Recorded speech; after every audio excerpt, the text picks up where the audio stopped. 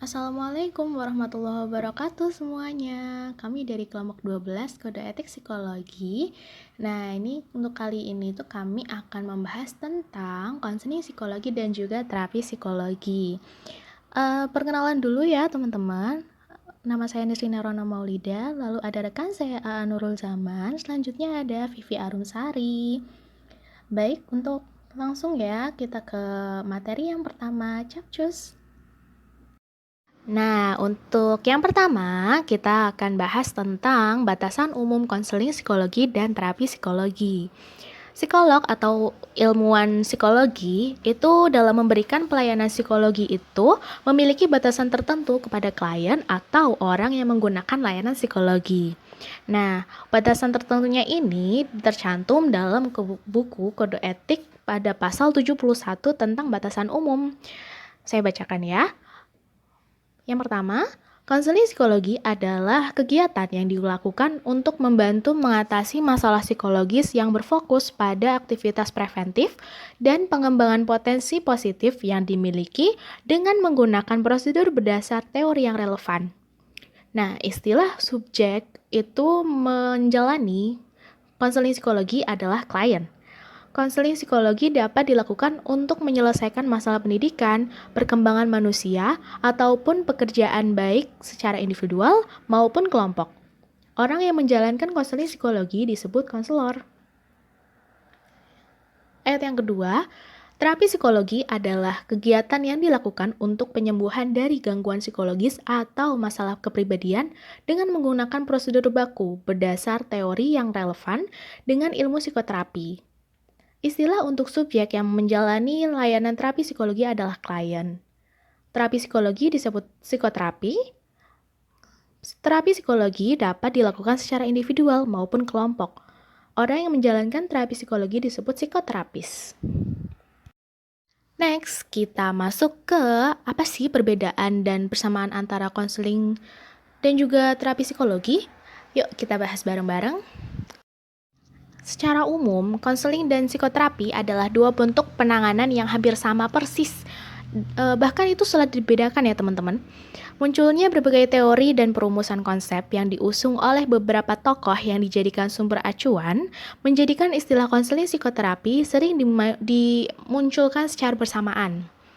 Penulis melihat istilah ini itu bahwasannya munculnya persamaan atau perbedaan antara konseling dan juga psikoterapi tergantung daripada pemikiran tokoh peletak dasar teori tersebut.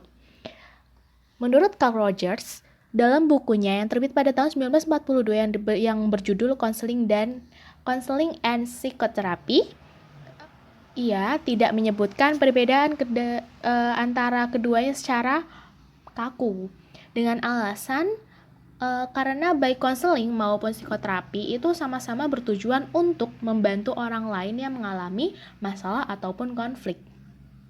Dalam buku Rogers tersebut, hanya mengatakan bahwa istilah konseling lebih digunakan dalam dunia pendidikan, sementara istilah psikoterapi lebih kepada pekerja-pekerja sosial, psikolog, dan juga psikiater. Sementara dalam perumusan American Psychologist Association atau APA, konseling dan juga psikoterapi juga tidak secara tegas dibedakannya. Nah, untuk APA sendiri membedakan antara psikologi klinis dan juga psikologi konseling. Ketiadaan batas yang jelas untuk membedakan psikologi dan juga psikoterapi membuat kedua pengertian tersebut menjadi kabur. Bahkan diungkapkan oleh Han dan English yang penulis itu pengutip dari buku yang ditulis oleh Singgih D. Gunarasa. Nah, untuk kita dalam bukunya Latipun itu Blecher itu merumuskan 5 asumsi dasar untuk membedakan konseling dan psikoterapi sebagai istilah yang terpisah. Yang pertama, dalam konseling klien bukanlah orang yang menderita sakit mental, melainkan masih dapat memilih tujuan, membuat keputusan dan bertanggung jawab atas tingkah laku di kemudian hari. Yang kedua, fokus konseling adalah saat ini dan masa depan, bukan pengalaman masa lalu. Yang ketiga, klien adalah klien, bukan pasien. Sementara konselor bukanlah figur yang memiliki otoritas, akan tetapi merupakan sahabat klien yang bersama-sama mendefinisikan sebuah tujuan. Selanjutnya kita ke poin konselor memiliki nilai, perasaan, dan juga standar untuk dirinya dan tidak mencoba menyembunyikannya kepada klien. Yang terakhir, fokus konselor adalah perubahan tingkah laku, bukan hanya membuat klien menjadi sadar. Selanjutnya, kita masuk ke persamaannya. Tujuan konseling dan psikoterapi itu adalah sama-sama ya, sama-sama untuk mengeksplorasi diri, pemahaman diri, perubahan tingkah laku. Selain tujuan yang tadi saya sebutkan, keduanya juga sama-sama menekankan pentingnya menjadikan klien dapat mengambil keputusan dan terampil membuat perencanaan keakraban hubungan antara klien dan juga konselor maupun psikoterapis yang disepakati sebagai bagian integral dalam proses keduanya. Lanjut, kita ke informed consent. Informed consent atau surat persetujuan. Nah, ini itu merupakan pernyataan persetujuan dari klien yang akan menjalani proses konseling atau terapi. Sehingga hal ini perlu menjadi dasar hubungan profesional antara seorang konselor dan juga konseli, serta perlu dibicarakan sebelum dimulainya sesi tersebut. Hal ini bertujuan untuk tetap menjunjung tinggi kode etik profesi mengenai batasan-batasan yang boleh dan juga tidak boleh dilakukan selama sesi konseling itu berlangsung. Bisa dilihat ya, itu ada tercantum dalam buku Kode Etik Psikologi pasal 73 ayat 1-5. Ayat yang pertama, konselor atau psikoterapis wajib menghargai hak penggunaan layanan psikologi untuk melibatkan diri atau tidak melibatkan diri dalam proses konseling psikologi atau psikoterapi sesuai dengan asas kesediaannya. Oleh karena itu, sebelum konseling atau psikoterapi dilaksanakan, konselor atau psikoterapis perlu mendapatkan persetujuan tertulis atau informed consent dari orang yang menjalani layanan psikologis. Persetujuan tertulis itu ditandatangani oleh klien setelah mendapatkan informasi yang perlu diketahui terlebih dahulu. Kemudian ayat yang kedua, isi dari informed consent dapat bervariasi tergantung pada jenis tindakan konseling psikologi atau terapi psikologi yang akan dilaksanakan. Tetapi secara umum menunjukkan bahwa orang yang menjalani yang akan menandatangani informed consent tersebut memenuhi persyaratan sebagai A. Yang pertama, itu mempunyai kemampuan untuk menyatakan persetujuan. B. Telah diberi informasi yang signifikan mengenai prosedur konseling psikologi atau psikoterapi. C. Persetujuan dinyatakan secara bebas dan tidak dipengaruhi dalam menyatakan persetujuannya. Ayat selanjutnya, informed consent didokumentasikan sesuai prosedur yang tetap. Hal-hal yang perlu diinformasikan sebelum persetujuan konseling atau terapi ditandatangani oleh orang yang akan menjalani konseling psikologi atau psikoterapi adalah sebagai berikut. Proses konseling psikologi atau psikoterapi. Tujuan yang akan dicapai. C. Biaya. D. Keterlibatan pihak ketiga jika diperlukan. E. Batasan kerahasiaan. F. Memberi kesempatan kepada orang lain yang akan memberi kesempatan kepada orang yang akan menjalani konseling atau terapi untuk mendiskusikannya sejak awal. Hal-hal yang berkaitan dengan sifat konseling psikologi atau psikoterapi seperti kemungkinan adanya sifat tertentu yang dapat berkembang dari proses konseling atau terapi. Risiko yang potensial muncul, psikoterapi lain sebagai alternatif dan kerelaan untuk berpartisipasi dalam proses konseling psikologi atau psikoterapis. Ayat selanjutnya, jika konselor atau terapis masih dalam pelatihan dan di bawah supervisi, hal ini perlu diberitahukan kepada orang yang akan menjalani konseling dan hal ini harus menjadi bagian dari prosedur informed consent. Nah, kalau misalkan kita nih masih jadi asisten, masih jadi bawahannya psikolog atau psikoterapis, kita harus bilang sama klien kita kalau kita itu masih sebagai asisten atau bawahannya. biar klien kita itu tahu seperti apa prosedurnya, dan klien kita juga tahu atasan kita itu siapa. Lanjut ya, kita ke materi bagiannya Kak Vivi. Saya persilahkan. Oke, selanjutnya saya akan menjelaskan mengenai konseling psikologi yang melibatkan pasangan atau keluarga. Nah, keluarga merupakan hubungan atau interaksi antara dua orang atau lebih dan mempunyai ikatan darah, ikatan karena pernikahan, kekerabatan yang di dalamnya terdapat suatu sistem yang saling mengikat satu sama lain, seperti adanya aturan-aturan, perbedaan budaya, dan perbedaan peran setiap anggotanya.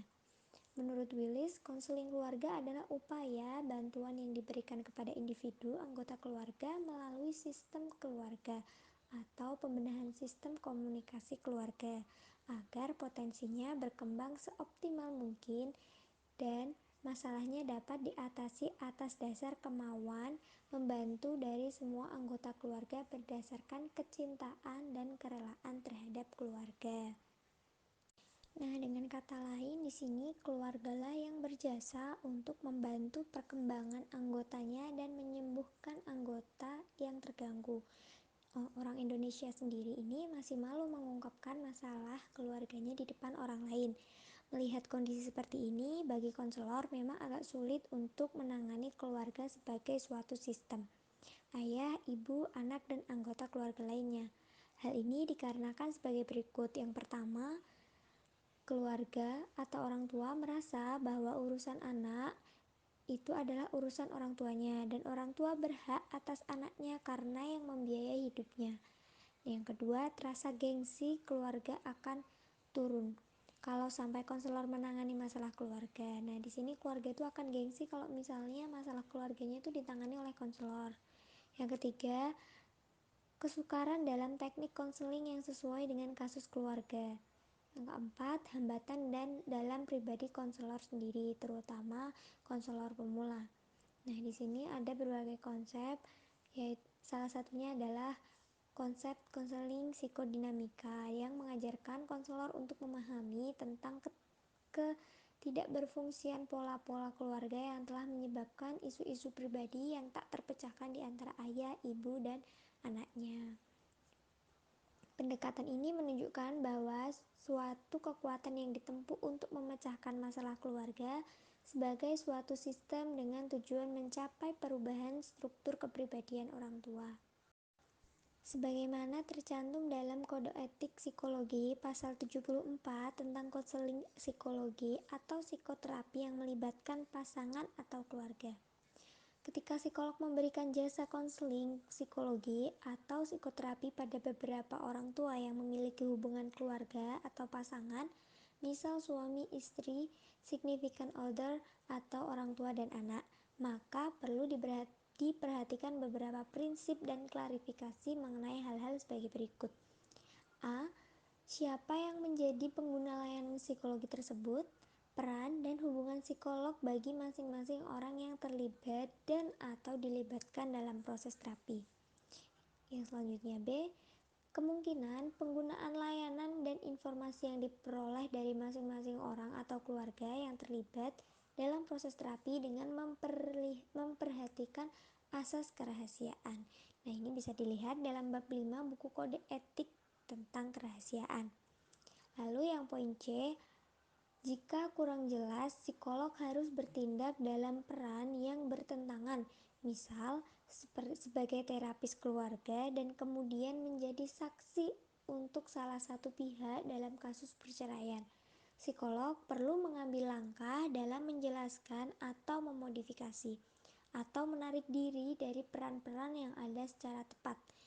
Bisa dilihat pada pasal 16 tentang hubungan majemuk dan pasal 60 tentang peran majemuk dalam forensik buku Kode Etik. Selanjutnya saya akan menjelaskan tentang kualifikasi konseling kelompok dan terapi kelompok.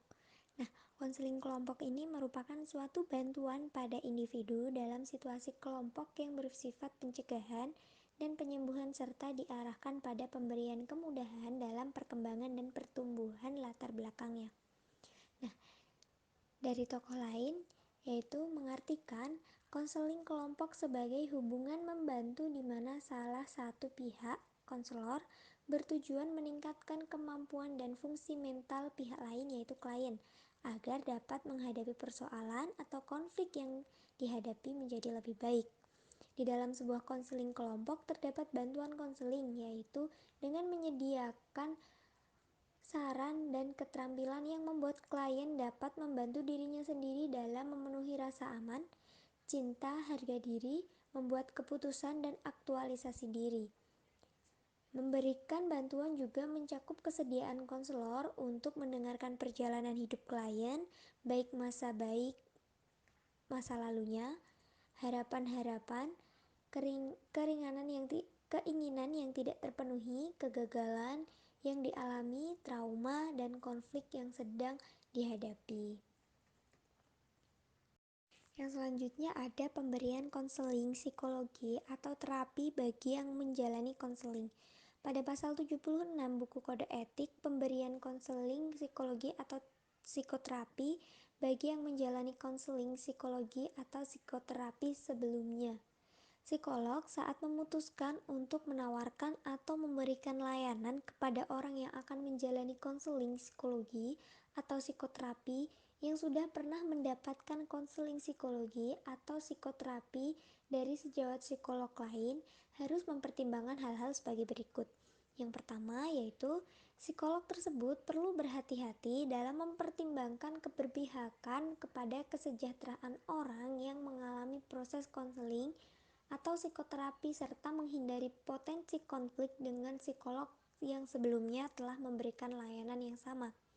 Yang kedua, psikolog perlu mendiskusikan isu perawatan atau konseling psikologi atau psikoterapi dan kesejahteraan orang yang menjalani konseling psikologi atau psikoterapi dengan pihak lain yang mewakili orang yang menjalani konseling psikologi atau psikoterapi tersebut dalam rangka meminimalkan resiko kebingungan dan konflik. Yang selanjutnya, ketiga, jika memungkinkan, psikolog mengkomunikasikan kepada psikolog pemberi layanan praktik sebelumnya, kemudian melanjutkan secara hati-hati serta peka kepada isu-isu terapeutik. Nah, itulah hal-hal yang bisa dilakukan psikolog apabila klien telah menerima psikoterapi atau konseling psikologi sebelumnya dari psikoterapis atau psikolog lain. Next, kita ke materi selanjutnya. Silakan Aan. Oke, di sini selanjutnya yaitu ada kasus kualifikasi konseling kelompok dan konseling terapi. Di sini, seorang anak broken home seringkali menunjukkan reaksi emosional tertentu. Reaksi emosional tersebut adalah shock, perasaan menolak keadaan, merasa sedih, cemas, marah, dan sampai pada akhirnya dapat menyesuaikan diri dengan menerima keadaannya anaknya. Mangunsong, keadaan ketika anak dapat menyadari dan dapat menerima kondisinya merupakan titik awal hasrat untuk hidup bermakna. Adanya hasrat untuk memiliki makna dalam hidupnya. Logoterapi akan membuat anak broken home mengisi hari-harinya dengan kegiatan yang mempunyai manfaat untuk dirinya dan masa depannya. Anak broken home juga memiliki kebebasan dan kemampuan untuk mengubah kondisi hidupnya untuk meraih kehidupan yang lebih berkualitas. Komponen selanjutnya adalah hasrat untuk hidup bermakna. Hasrat untuk hidup bermakna, logoterapi akan mendorong anak broken home untuk melakukan kegiatan agar kehidupan yang dijalaninya menjadi lebih berarti. Hasrat tersebut dapat dijadikan motivasi sehingga anak broken home akan berusaha semaksimal mungkin memenuhi kebutuhannya agar dapat berkembang dengan optimal sehingga dia dapat memaksimalkan kemampuan yang dimiliki. Komponen kebermaknaan hidup yang terakhir adalah makna hidup. Makna hidup akan memberikan nilai khusus bagi anak broken home, karena dengan adanya makna hidup maka anak broken home akan mempunyai cita-cita, tujuan hidup yang jelas dan terarah untuk hidupnya. Apabila makna hidup dapat terpenuhi dan merasakan kehidupan yang penuh arti, maka akan mendapatkan kebahagiaan. Nah, selanjutnya di sini yaitu ada Unity of Science. Dalam surat Al-Isra ayat 82 yang memiliki arti, dan kami turunkan dari Al-Quran sesuatu yang menjadi penawar dan rahmat bagi orang-orang yang beriman, dan Al-Quran itu tidaklah menambah kepada orang-orang yang zalim selain kerugian. Nah, hal ini selaras dengan fungsi dari konseling dan terapi psikologi yang terbukti dari beberapa penelitian psikologi bahwa Al-Quran bisa menjadi salah satu bentuk terapi. Melakukan konseling atau terapi psikologi juga termasuk dalam usaha dalam mengobati diri sehingga seseorang bisa sembuh untuk menjadi lebih baik lagi. Nah, yang terakhir yaitu kesimpulan. Pelayanan kesehatan mental pada zaman sekarang hampir menjadi suatu kebutuhan yang diutamakan, mengingat masyarakat Indonesia sudah menyadari pentingnya akan kesehatan mental. Untuk mewujudkan pelayanan kesehatan mental tersebut, dibentuklah suatu lembaga kesehatan serta juga lembaga keilmuan yaitu Himpunan Psikolog Indonesia dalam hal pelayanan konseling, khususnya bagi para konselor atau psikolog. Tentunya sudah mempunyai izin resmi untuk melakukan praktik konseling. Para konselor sangatlah cermat dalam menangani seorang pasien, namun kita sebagai para penerus konselor bangsa di masa depan wajib untuk mengerti apa itu yang dinamakan konseling psikolog.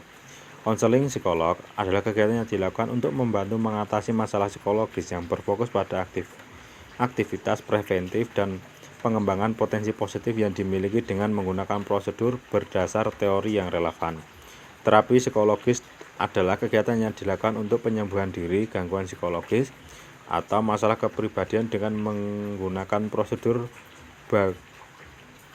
buku berdasar teori yang relevan dengan ilmu psikoterapi. Tujuan konseling dan psikoterapi adalah sama, yaitu eksplorasi diri, pemahaman diri, dan perubahan tingkah laku. Selain itu, keduanya juga sama-sama menekankan potongannya menjadikan klien dapat mengambil keputusan dan terampil membuat perencanaan keakraban. Hubungan antara klien dan konselor ataupun psikoterapi disepakati sebagai bentuk integral dalam proses keduanya. Kode etik ini menerangkan bahwa seorang konselor atau psikoterapis memiliki kewajiban untuk menyampaikan konsen kepada klien. Tujuannya agar mendapat persetujuan diri sendiri dan tidak dipengaruhi orang lain di sekitarnya. Surat pernyataan ini juga mengandung informasi penting sebelum menjalani konseling serta penjelasan mengenai sifat dari konseling atau terapi itu sendiri. Pasal ini juga mengungkapkan apabila konselor atau terapis masih dalam masalah pelatihan, hendaknya diberitahukan kepada klien yang akan diberikan terapi atau konseling. Jadi seperti itu ya teman-teman, kesimpulan dari presentasi pada kesempatan kali ini. Baik, itu tadi presentasi dari kelompok 12, kelompok kami. Terima kasih atas perhatiannya, dan jangan lupa kalau misalkan ada pertanyaan maupun kita berdiskusi bersama, bisa langsung dicantumkan ke kolom komentar ya teman-teman. Jangan lupa like, comment, dan subscribe. Terima kasih. Wassalamualaikum warahmatullahi wabarakatuh. Stay safe, stay healthy.